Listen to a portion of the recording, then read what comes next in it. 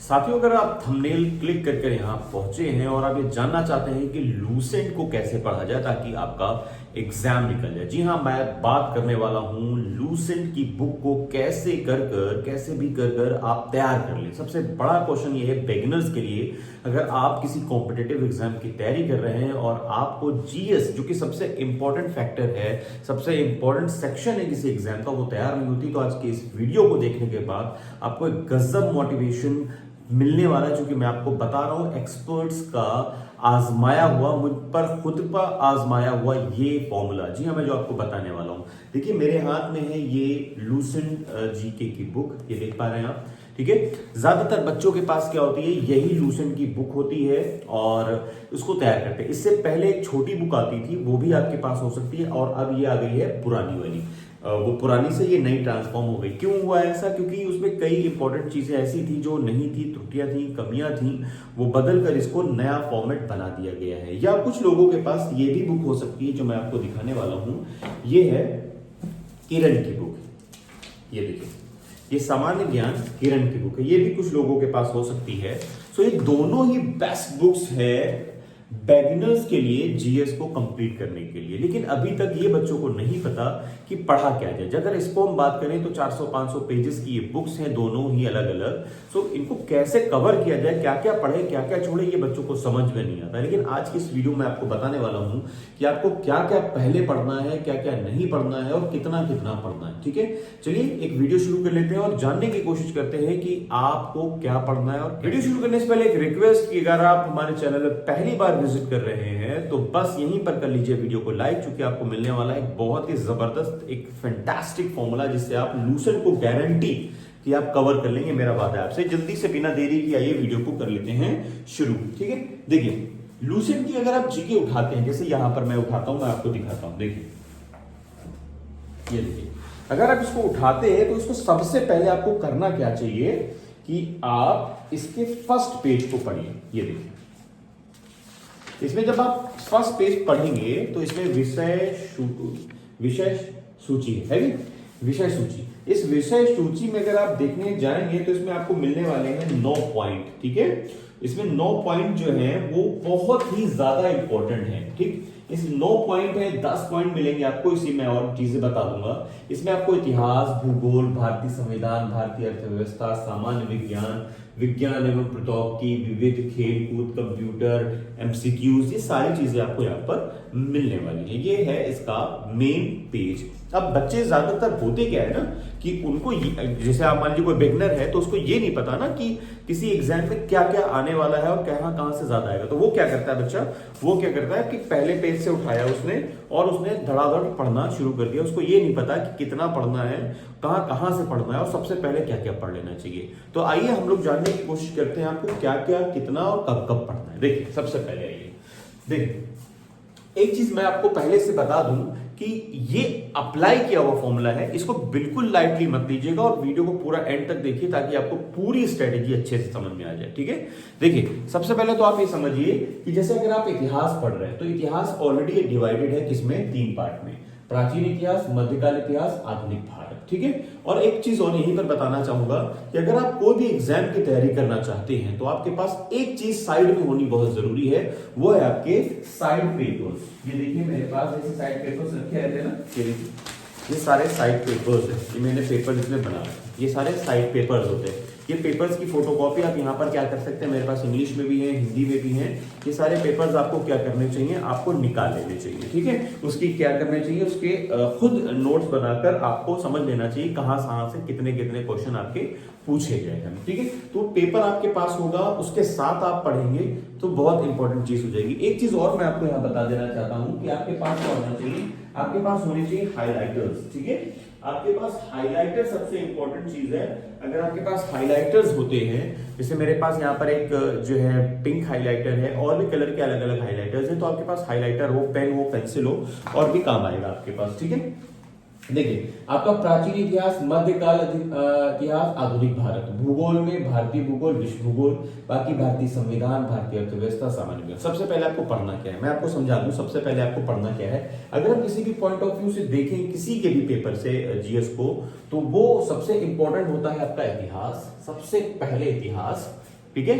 उसके बाद आपको पढ़ना है, साथ ही साथ पढ़ना है, या तो ऐसे समझ लेते हैं, भारतीय संविधान। ये दो पॉइंट जो है आपको सबसे पहले पढ़ने हैं। मतलब सबसे पहले उठा लेना है आपको क्या, इतिहास, और दूसरा उठा लेना है भारतीय संविधान, ठीक है। और इतिहास में भी सबसे पहले क्या उठा लेना है आपको, इतिहास में आपको सबसे पहले उठा लेना है आधुनिक भारत। सबसे पहले क्या उठाना है, आधुनिक भारत से सबसे ज्यादा इस समय क्वेश्चन पूछा जाता है, तो आधुनिक भारत आपने उठा लिया। अब इतना टाइम कितना देना है आपको, आधुनिक भारत को दीजिए मिनिमम, आपको कितना देना है, मिनिमम दीजिए आपको 7 डेज दीजिए। कितने आप दीजिए इसको, 7 डेज। 7 डेज में आपको आधुनिक भारत कैसे खत्म करना है मैं आपको समझाता हूं। देखिए जैसे मान लीजिए यहां पर मैंने क्या किया, ये आधुनिक भारत यहां से मैंने उठा लिया, खोल लिया,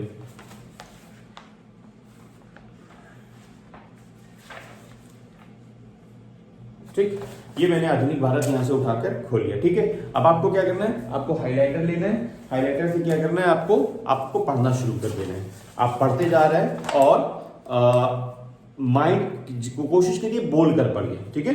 बोल कर पढ़िए, पढ़ते जाइए, और जो भी पॉइंट आपको मेन लगे, सबको कलर नहीं कर देना है, जो भी मेन लगे आपको उसमें क्या कर देना है, हाईलाइट कर देना है, ठीक है। आपको लगता है कि वो कोई वर्ड टफ है, कोई वर्ड बड़ा बहुत ज्यादा इंपॉर्टेंट है, तो आप क्या करिए, अब एक नोट बने, फेयर कॉपी लीजिए, फेयर कॉपी होनी चाहिए व्हाइट पेज वाली, और वो कोशिश हो कि वो ब्लैंक मतलब व्हाइट पेज वाली हो, A4 साइज वाली ना, जिसमें लाइनें नहीं रहती वो वाली हो, और उसमें उन वर्ड्स को लिखने की कोशिश करिए, या उस पॉइंट को लिखिए या सेंटेंस को लिखिए, ताकि वो आपके माइंड में और अच्छे से स्टोर हो सके। मतलब समझ रहे हैं ना, पढ़ रहे हैं आपको अंडरलाइन लगानी है पेन के थ्रू, पेंसिल के थ्रू, या तो आपको हाईलाइट कर लेना। बेहतर ऑप्शन है कि आप उसको हाईलाइट कर लीजिए, ठीक है। अब आपने इसमें कितना टाइम दे दिया, आपने 7 डेज दे दिया। अगर आप 7 डेज ईमानदारी से दे देते हैं, यकीन जानिए कि ये पोर्शन जो सबसे इंपॉर्टेंट पोर्शन आपका हो जाएगा।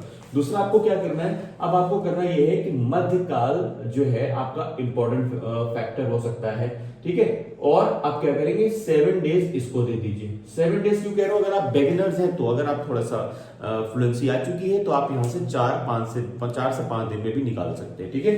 तो 7 डेज इसको दे दीजिए, और कोशिश करिए 3 से 4 दिन जो है आप क्या करिए, आप दे दीजिए इसको मध्य इतिहास को, प्राचीन इतिहास को दे दीजिए। इस तरह आपकी करीब जो है 18 से 20 दिनों में आपकी इतिहास कंफर्म हो जाएगा। और इसी के साथ साथ इन्हीं दिनों में आपको क्या करना है, आधा टाइम डिवाइड करके देना कितना है, ताकि माइंड आपका फ्रेश रहे, भारतीय संविधान को दे दीजिए। साथ ही साथ इसको पढ़ना है आपको, भारतीय संविधान को दे दीजिए। भारतीय संविधान में भी आप सबसे पहले वो पॉइंट उठाएंगे जो आप सबसे ज्यादा पूछा जाता है। वो कौन सी है, वो लोकल बॉडीज हैं आपकी। जैसे लोकल बॉडीज में आ जाइए, जैसे कि आपका प्रेसिडेंट है, प्राइम मिनिस्टर है, एमपीज, एमएलएज हैं, इन सबके पॉइंट्स उठाइए। सबसे इंपॉर्टेंट क्या हो सकते हैं वहां से उठाइए। तो ये दोनों एक साथ चलने चाहिए। मतलब आप जब आधुनिक भारत पढ़ रहे हो तो आधा समय इसको और आधा समय इसको, ठीक है।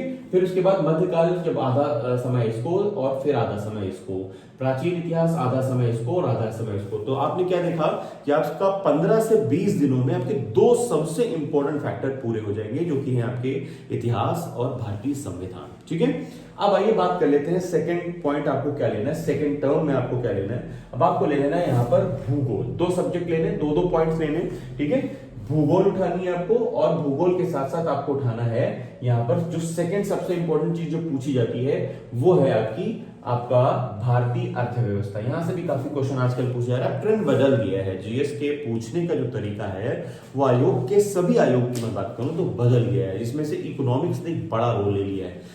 5 से 7 क्वेश्चन, 8 क्वेश्चन पूछे जा रहे हैं डायरेक्टली इनडायरेक्टली, ठीक है। तो आपको ये भी पढ़ना होगा, भूगोल भी पढ़ना होगा। भूगोल में सबसे ज्यादा क्या है, भारतीय भूगोल और विश्व भूगोल। आपको क्या करना है, विश्व भूगोल को बिल्कुल लास्ट में पढ़ना है, बिल्कुल भी मतलब ना के बराबर वाली पढ़ाई करनी। मैं बताऊंगा विश्व भूगोल में पढ़ना क्या है। भारतीय भूगोल आपको पूरा का पूरा अच्छे से नहीं, बहुत अच्छे से तैयार कर लेना है। और उसके साथ साथ क्या करना है, भारतीय अर्थव्यवस्था। थोड़ी बोरिंग टॉपिक हो सकता है आपके लिए भारतीय अर्थव्यवस्था, क्योंकि इंटरेस्टिंग नहीं होती कुछ स्टूडेंट्स के लिए। तो आपको इसको इंटरेस्ट बनाने के लिए क्या करना है, इंटरेस्ट बनाने के लिए इसको प्रैक्टिकली तौर पर वन लाइनर की चीजों के साथ साथ पढ़ना चाहिए, ठीक है। और उसके साथ साथ मैं आपको बता दूं कि इसके साथ साथ आपको करना क्या होगा, इसके साथ साथ आपको एमसीक्यूज की भी प्रैक्टिस करते रहने हैं। अगर जो भी टॉपिक आप पढ़ रहे हैं ना, उस टॉपिक के लिए क्या करना होगा, इस तरह की लूसेंट की एक और बुक आती है जिसका नाम है सामान्य ज्ञान एमसीक्यू, इसको भी ट्राई कर लेना है, क्योंकि ये बहुत इंपॉर्टेंट है आपको ये बताने के लिए कि आप कितना आपने तैयार कर लिया। अगर आपने ये तैयार कर लिया है तो आपको क्या करना है, एमसीक्यू ट्राई करना है। इतिहास में आपने पढ़ा, जो टॉपिक हमने पढ़ा उस टॉपिक के एमसीक्यू फॉर्मेट को हमने सॉल्व करना है।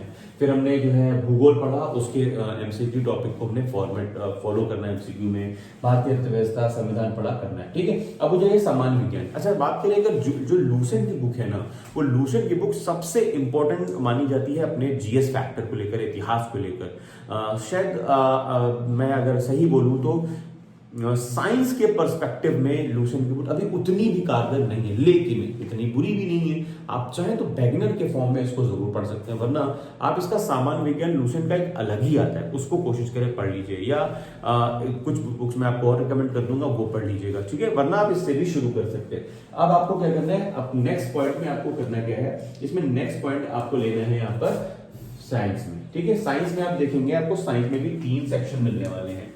साइंस में भी आपको क्या मिलने वाला है, 3 सेक्शन मिलने वाले हैं, फिजिक्स, केमिस्ट्री और बायो।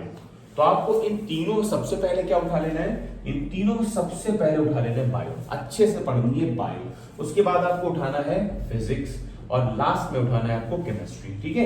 मतलब सबसे पहले आपको बायो पढ़नी है, फिर आपको पढ़ना है केमिस्ट्री पढ़नी है, फिजिक्स पढ़नी है, उसके एंड में जाकर केमिस्ट्री पढ़नी है, ठीक है। तीनों में ये तरीका हो गया। अब इधर आ जाइए, अगर इधर बात करें कि इसमें क्या क्या है, आपके पास विज्ञान प्रौद्योगिकी है, खेलकूद है, कंप्यूटर है, तो इसमें सबसे पहले आपको क्या करना है, 1 लाइनर क्वेश्चन इसमें आपको अच्छे समझने हैं।